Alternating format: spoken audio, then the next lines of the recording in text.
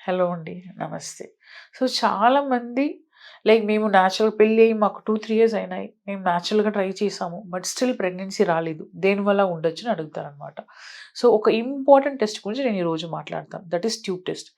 So, tube test అనేది చాలా important అండి. అంటే మీకు ఎగ్ అనేది సైజ్ కరెక్ట్‌గా పెరిగి రిలీజ్ అయితే కూడా మీకు ఫెర్టిలైజేషన్ అంటే ఎగ్ అండ్ స్పెర్మ్ ఫ్యూజ్ అవ్వడం, బేబీ ఫార్మ్ అవ్వడం అదన్నీ ట్యూబ్‌లోనే జరుగుతదనమాట. సో, ట్యూబ్ అనేది ఓపెన్ ఉండాలి. అప్పుడే మీకు కన్సీవ్ అవ్వడం అనేది ఛాన్సెస్ ఉంటది. సో, ట్యూబ్ ఓపెన్ ఉందా లేదా అనేది మీరు ఖచ్చితంగా ట్యూబ్ టెస్ట్ చేసుకొని చూసుకోవాలనమాట.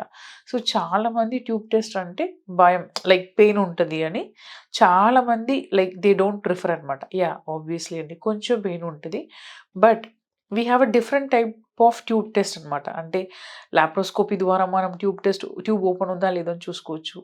ఎస్ఐఎస్ యూజువల్‌గా మేము చేసేది అంటే త్రూ అల్ట్రాసౌండ్ హెల్ప్ చేసేది మా ఫెర్టిలిటీ సెంటర్‌లో అన్నీ చేసేది ఎస్ఐఎస్ అనమాట.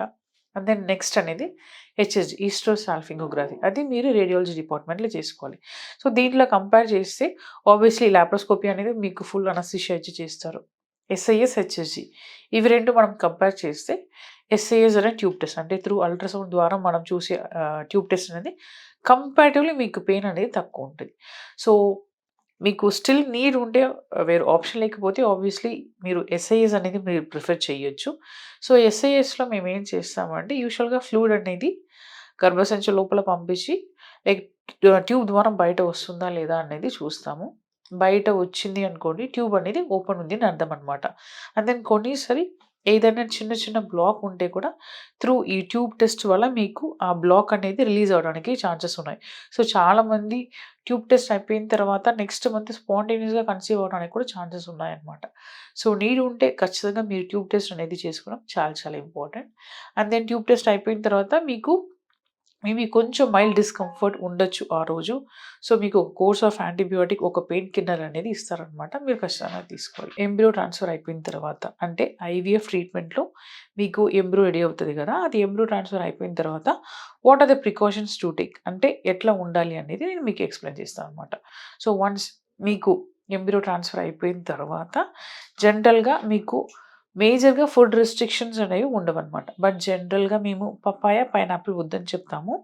ఎస్పెషల్లీ రా పపాయ, రా పైనాపిల్ వద్దని చెప్తాము. ఎందుకంటే అది కొంచెం యూట్రస్‌ని కాంట్రాక్ట్ చేస్తదనమాట. So, that is the only food is restricted. Otherwise మీకు మేజర్‌గా ఫుడ్ రెస్ట్రిక్షన్స్ అనేవి ఉండవనమాట. చాలామంది నాన్ వెజ్ తినొచ్చా? చికెన్ తినొచ్చా? అని అడుగుతారు. ఆబ్వియస్లీ చికెన్ అనేది ఇట్స్ ఎ ప్రోటీన్ అనమాట. మీరు తీసుకోవచ్చు. Even mutton, fish whatever non veg అనేది మీరు తీసుకోవచ్చు. అండ్ దెన్ మీరు ఫుడ్‌లో కూడా rice, pulses whatever green leafy vegetables అన్నీ తినొచ్చు. There is no major food restrictions. And then next important thing అనేది మెడికేషన్స్ అంటే ఓరల్ మెడికేషన్స్ అంటే టాబ్లెట్స్, ఇంజెక్షన్స్ అదన్నీ కరెక్ట్‌గా తీసుకోవాలి అన్నమాట.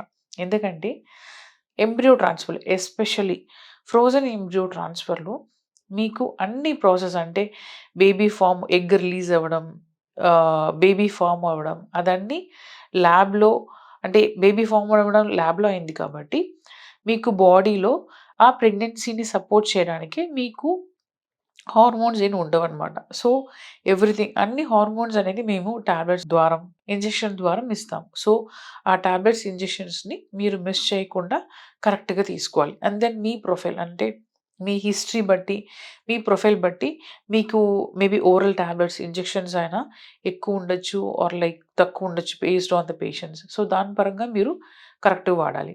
ఎస్పెషల్లీ మీరు 10-12 వీక్స్ మీరు మెడిసిన్స్ మిస్ చేయకుండా వాడాలి. ఇన్ కేస్ మీరు మెడిసిన్స్ ఏదైనా మిస్ చేస్తే కూడా మీ బేబీకి సపోర్ట్ అనేది మిస్ అవుతది. సో, దానివల్ల మీకు బ్లీడింగ్, అబార్షన్స్ అని అవ్వడానికి ఛాన్సెస్ ఉన్నాయన్నమాట.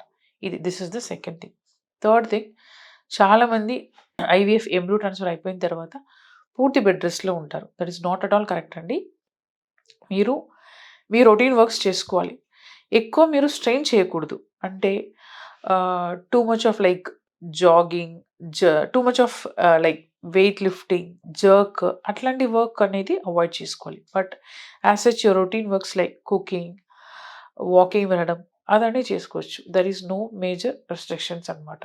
అండ్ దెన్ మీరు ఎక్కువ మెడికేషన్స్ తీసుకుంటారు కాబట్టి మోర్ ఆఫ్ వాటర్ ఇంటేక్. నీళ్ళనేది అట్‌లీస్ట్ 3-4 లీటర్స్ అనేది తాగాలి. ఎవ్రీడే వాకింగ్ అనేది అట్‌లీస్ట్ ఒక half an hour to 45 minutes మీరు వాకింగ్ అనేది వెళ్ళాలి. మీకు యూరిన్ ఫ్రీక్వెంట్‌గా వస్తున్నాయి ఆర్ లైక్ మోషన్‌ది ప్రాబ్లమ్ ఏదైనా ఉన్నాయనుకోండి, ఖచ్చితంగా మీ డాక్టర్‌ని అప్రోచ్ అయ్యి ప్రాబ్లమ్ ఏంటని తెలుసుకొని దాని పరంగా మీరు ట్రీట్మెంట్ వాడాలి. సో, ఇవి కంటూ మేజర్ రెస్ట్రిక్షన్స్ ఏమి ఉండవు. అంటే try to follow your doctor's advice అండి. సో, ఇదే నేను పోస్ట్ ఎంబ్రియో ట్రాన్స్‌ఫర్ ఇన్‌స్ట్రక్షన్స్ మీకు చెప్పాలని అనుకున్నాను. నేను చెప్పాను కూడా. So, still if you have any doubt kindly put it on the comment box. I will try to answer your questions. Thank you.